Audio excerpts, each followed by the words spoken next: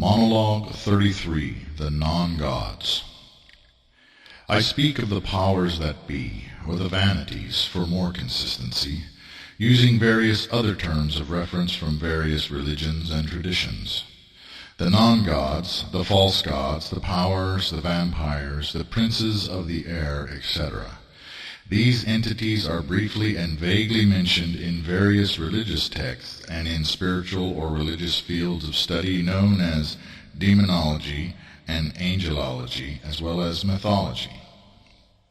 The Bible rightly states that a man cannot serve two masters, yet one does not usually choose their master, their God, consciously. The family and culture that you are born into is most often the determining factor of what religion you will belong to, and the way you are raised, the politics, culture, society, and predominant religious values, the experiences of your earthly life, will shape your heart and mind. However, such experiences and determining factors may not be as accidental as you may believe. The spirit within a man or woman will cause a man or woman to gravitate towards certain choices and expressions, and such choices will only reinforce that person's innate behaviors. You yourself, O reader, have arrived at this point here and now due to various seemingly random factors, which were not, in fact, random at all. Your reaction to these writings also reveals a great deal about your origins as a spirit, and your development as a soul. If your spirit is firmly rooted to a specific entity of the lower realms, from the mid-heaven stratospheric realm downward, then it is likely that you will have a negative reaction to this apocalypse. And if you are from the solar kingdoms, ionosphere, and upward, you have a much better chance of having a positive reaction. The false gods, vanities, gods, non-gods, etc., might be visualized as blob-like entities, not unlike octopi or jellyfish, but of enormous size, hovering in the atmosphere above the earth. From each creature extends multitude of tentacles, and each tentacle is attached to the head of a human being in the material plane. The ether tether links you to a higher intelligence or greater mind, and you are only one of many people attached to any given and particular entity. The tentacle might be viewed as your non-localized spirit, and you are like a piece of fruit growing on the end of a living vine.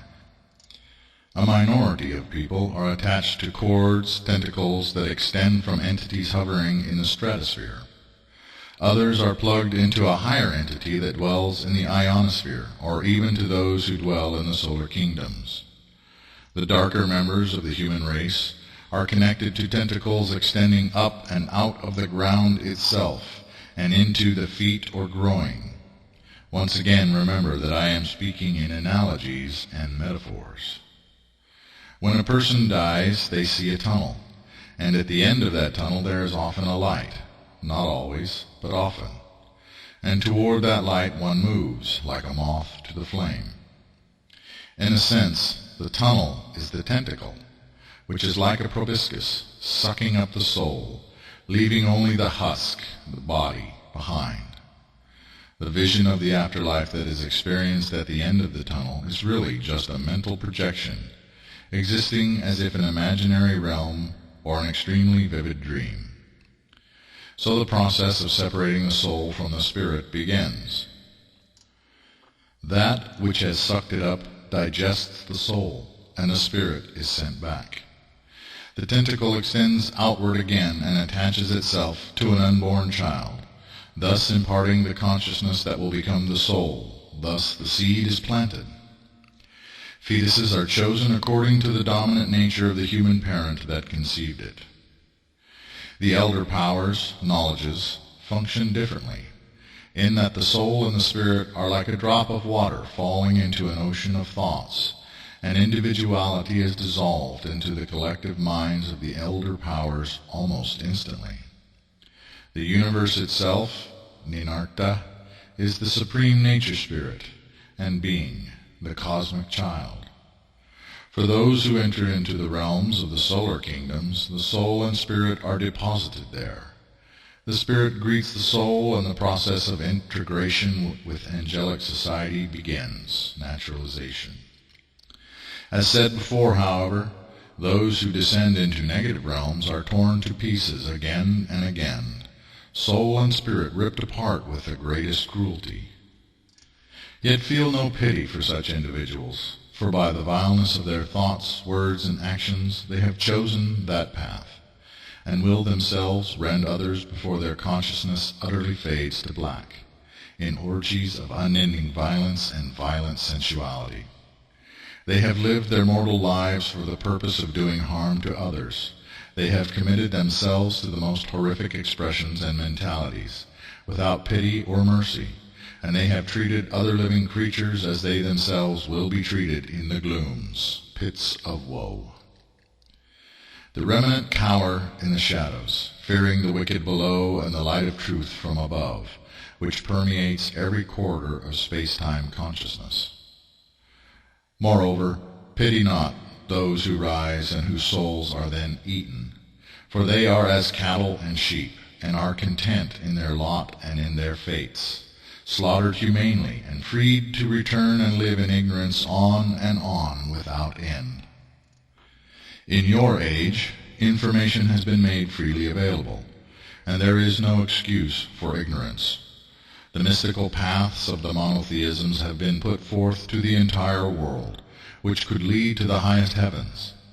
The original teachings of the founders of monotheism are discernible amidst the confusions of apostasy, if one has the will to seek out the pure methods of the archangels, which lead to life among the angels. There are therapists and all sorts of medical methods to treat the perverse forms of avarice, and there are books that crowd every library that could elevate the soul and spirit. To put it another way, in an age of so much soap and water there is little reason to remain dirty. If, therefore, many souls are streaming into Babylon's slaughterhouse of souls and into the lairs of the beast below, there should be no sadness for such ones, for they have freely exercised their free will to remain in ignorance and darkness, and have received their desired rewards. Yet, rather than flee from the filth and vileness of any age, many are those who embrace the death of consciousness and frolic in the demonic muck of the human collective, without remorse or regret. If they do not care, why should you?